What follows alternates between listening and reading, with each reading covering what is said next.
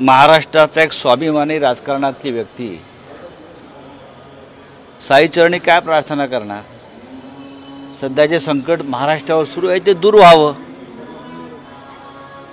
महाराष्ट्र गुलामगिरी मुक्त व्हावा, याच्यापेक्षा वेगळी मागणी आपण काय करू? महाराष्ट्रातला शेतकरी, कष्टकरी, बेरोजगार यांना चांगले दिवस येण्यासाठी या राज्यामध्ये एक चांगलं सरकार यावं, बस. सर, शिर्डी लोकसभेसाठी जर विचार केला तर ठाकरे गटाकडे इच्छुकांची संख्या प्रमाणात वाढलेली आहे.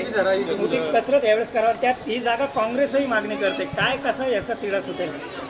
बघा, शिवसेनेकडे ते तुम्ही ज्याला ठाकरे गट वगैरे म्हणता तसं का आम्ही मानत नाही. शिवसेनाच. एकनाथ शिंदे कुठे गेले होते शिवसेना स्थापन करायला? 55 वर्षापूर्वी एकनाथ शिंदेने शिवसेना स्थापन केली का? बाळासाहेबांनी शिवसेना स्थापन केली तेव्हा एकनाथ शिंदे गोधडीमध्ये असतील का नसतील? शिवसेना ही शिवसेना, बाळासाहेब ठाकरेंची, उद्धव ठाकरेंची. आपण म्हणता त्याप्रमाणे या मतदारसंघात इच्छुकांची संख्या वाढते. याचा अर्थ मूळ शिवसेनेकडे जी ताकद आहे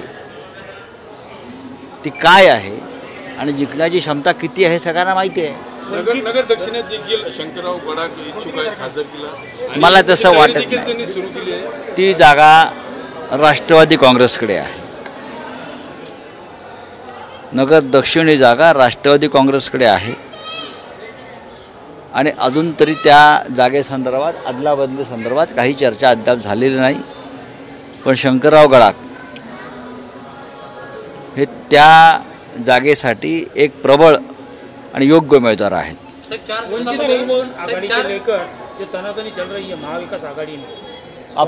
आपको किसने कहा तनातनी चल रही है? कांग्रेस अभी भी तैयार नहीं है, तो आपके पास गलत जानकारी है. शिवसेना, राष्ट्रवादी कांग्रेस और कांग्रेस और वंचित बहुजन आघाड़ी ये मिलकर महाविकास आघाड़ी बन गई है. वंचित बहुजन आघाड़ी हमारा हिस्सा है महाविकास आघाड़ी का.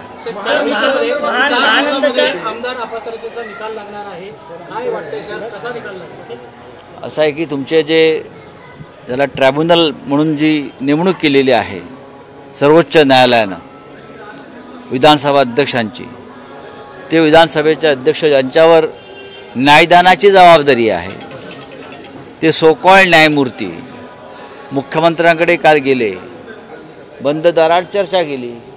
न्यायमूर्तीच फुटताना दिसतो आहे. न्यायमूर्ती जर आरोपीकडे जाऊन चहा प्यायला लागले तर तुम्ही काय अपेक्षा करताय?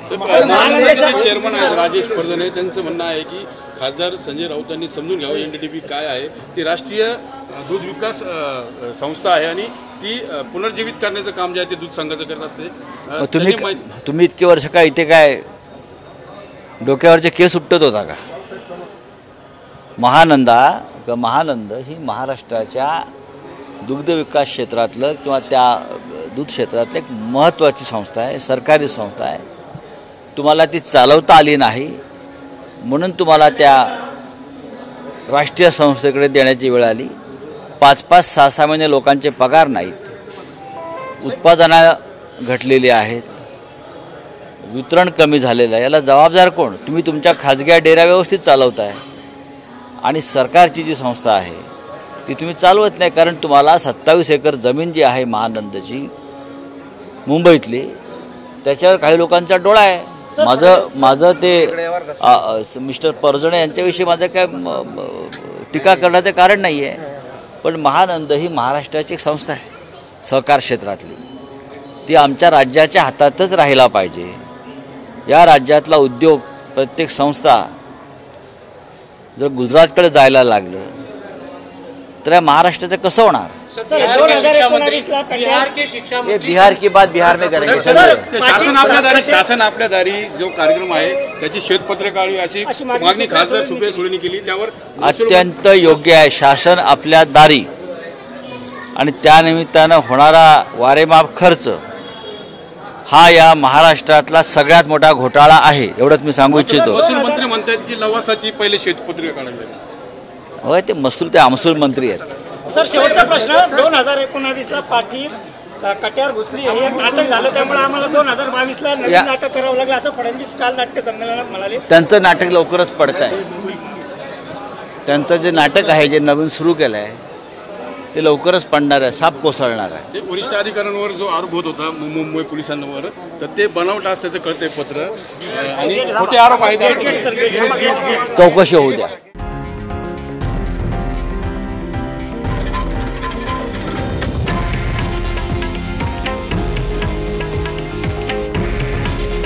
हे आहे देशातील नंबर 1 न्यूज नेटवर्क आणि आपण पाहत आहात TV9 मराठी.